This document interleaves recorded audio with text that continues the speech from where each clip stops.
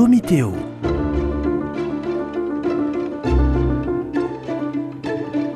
Domiteo, un dialogue théologique avec les dominicains de Toulouse.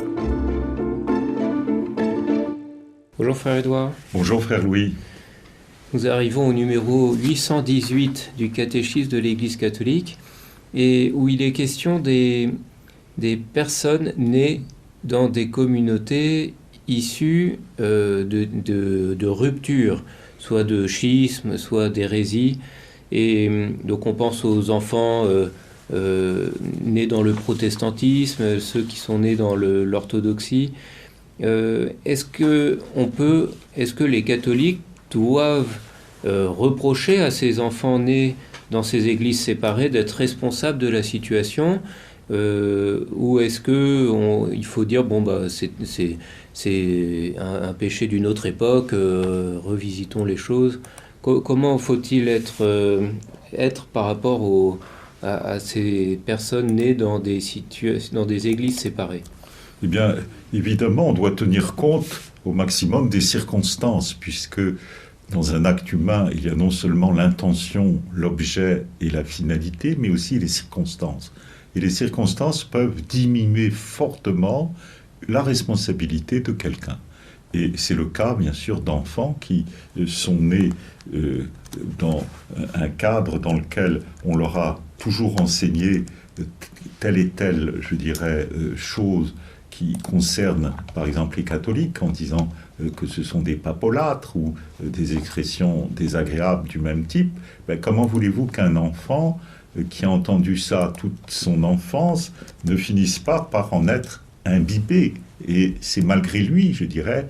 Il n'y a pas comme une volonté initiale de rupture par rapport à ce donné qui était ce cadeau qui lui avait été fait dans l'Église catholique.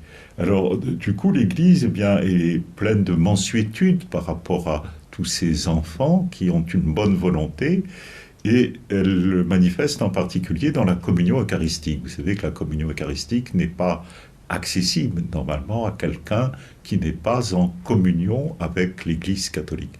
Et cette communion eucharistique est particulièrement dans la possibilité d'être donnée à des membres des églises orthodoxes, des églises donc orientales, qui ont la même foi eucharistique que l'Église catholique. Donc ça, il y a une certitude que, a priori, un Éthiopien, un Copte, un Syriaque, un Malabar, un Malankar qui viennent d'Inde ont la même foi eucharistique. Et là, il y a déjà donc une certaine convenance, loin de leur pasteur, qu'ils puissent communier à nos Eucharisties. On leur offre l'hospitalité eucharistique.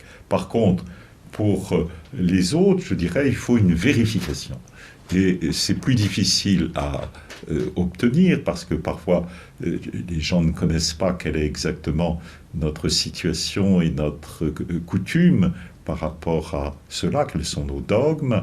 Et donc il faut être assez prudent et considérer que d'abord, pour qu'il y ait communion, il faut que ce soit un acte humain éclairé, une demande libre d'hospitalité eucharistique avant le début de la messe, pour que les personnes puissent vraiment s'avancer en toute lumière.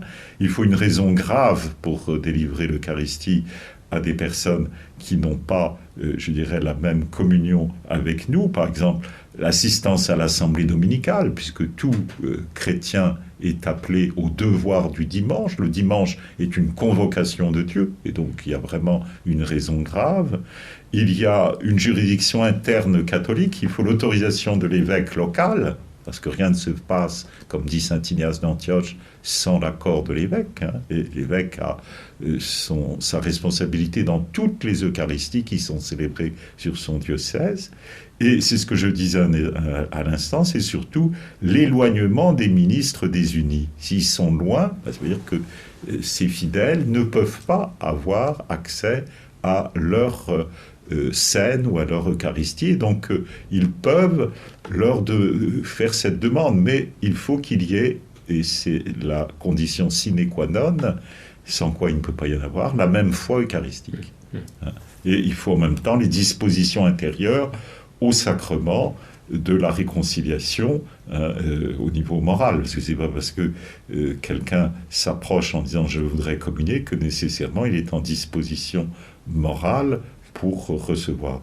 Alors, vous avez le très beau texte de Paul VI qui aide beaucoup dans la considération de ce qu'est l'Eucharistie. C'est le credo au peuple de Dieu que Paul VI avait écrit en 1968, qui dit en quelques mots quelle est la foi eucharistique catholique, en 3 paragraphes, et tout prêtre a intérêt à avoir à portée de main, je dirais, ces 3 paragraphes de la profession de foi de Paul VI, pour que si il a quelqu'un qui viendrait d'une autre confession, qui n'est pas orientale, et dont il ne sait pas trop ce à quoi il tient, eh bien de lui dire, lisez cela, si vous êtes d'accord, ça veut dire que vous pouvez demander une hospitalité ponctuelle, c'est-à-dire que ça ne veut pas dire une hospitalité régulière, sinon ça demanderait un prêtre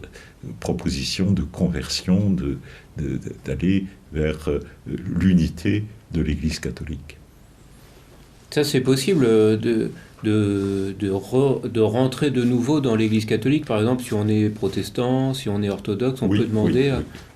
Oui, il suffit de renoncer d'une certaine manière à l'ancienne appartenance. Il y a une levée d'excommunication, si vous voulez, puisque en plus ce ne sont pas des causes réservées, donc un simple prêtre, en tout cas en France, un simple prêtre, depuis les décisions de la conférence épiscopale il y a quelques années, peut relever de ce qui n'est pas réservé au Saint-Siège. Donc un schisme, on peut relever une excommunication late sententia.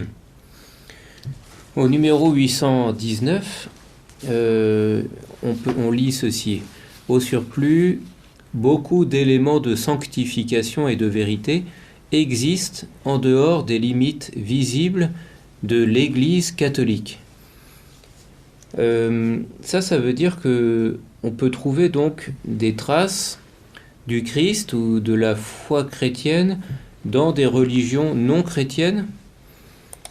Oui, et d'ailleurs, d'une certaine manière, on a des éléments que l'on appelle des semences du Verbe, semences de vérité, dont parle Saint Justin, et qui sont reprises dans Ad Gentes, un texte du Concile Vatican II, au numéro 11 et au numéro 15, ces semences du Verbe qui continuent à être, je dirais, distribuées à travers tout le monde entier, y compris les non-chrétiens. Cependant, il faut bien faire attention que le mot « semence du Verbe »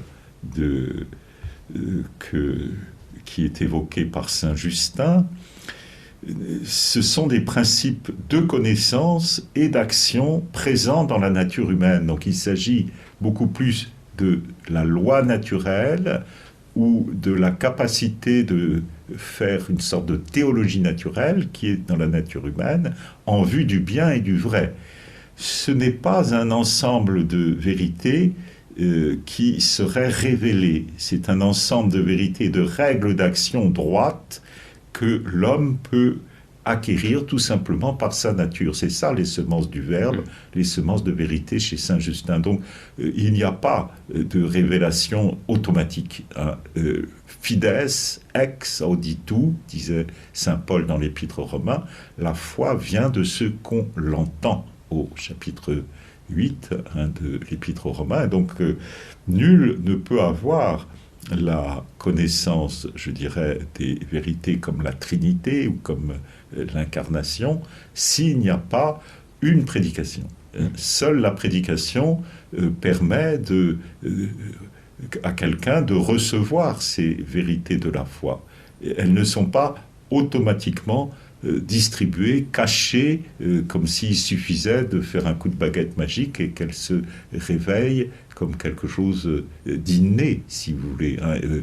Platon a des fois des idées tout à fait caractéristique de sa philosophie, des idées innées, comme si il suffisait de rappeler en quelque sorte quelque chose qui serait enfoui dans la pensée de quelqu'un. Mais non, la foi est toujours nouvelle.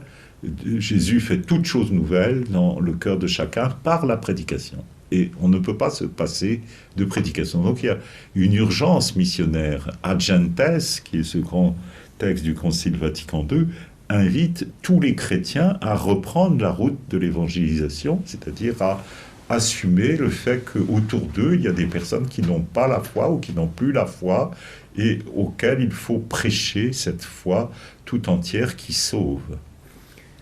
L'intérêt de rappeler ces éléments de sanctification et de vérité dans ces lieux en dehors de l'Église catholique, donc par exemple dans l'islam ou dans le bouddhisme, c'est de dire que tous ont accès à quelque chose de la vérité, et que plutôt que de rejeter tout ce qu'ils portent en eux, il faut essayer de trouver ces éléments de vérité pour les conduire à Jésus-Christ.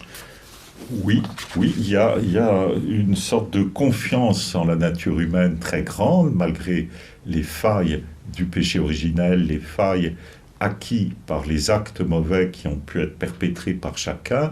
Il y a une confiance essentielle dans la nature humaine, même si la grâce est plus importante encore, la nature est plus essentielle. Et dans cette nature, il y a quelque chose de bon. Et au début de la Genèse, c'est dit qu'après la création de l'homme et de la femme, Dieu dit, et cela a été très bon. Donc il y a vraiment des possibilités je dirais, dans ce principe de connaissance et d'action dans la nature humaine qui permet de trouver des lieux où on observera que quelqu'un suit la loi naturelle. Et la loi naturelle est connexe à la loi évangélique. On ne peut pas, dans le Concile Vatican II, dans Gaudium et Spes, on ne sépare pas loi naturelle et loi évangélique. Les deux sont en connexion profonde. Et c'est ça qui donne beaucoup d'assurance, je dirais, à l'évangélisateur, c'est que même quand il rencontre quelqu'un très éloigné, il y a ces racines qui sont bonnes. Merci frère Édouard, à bientôt. À bientôt.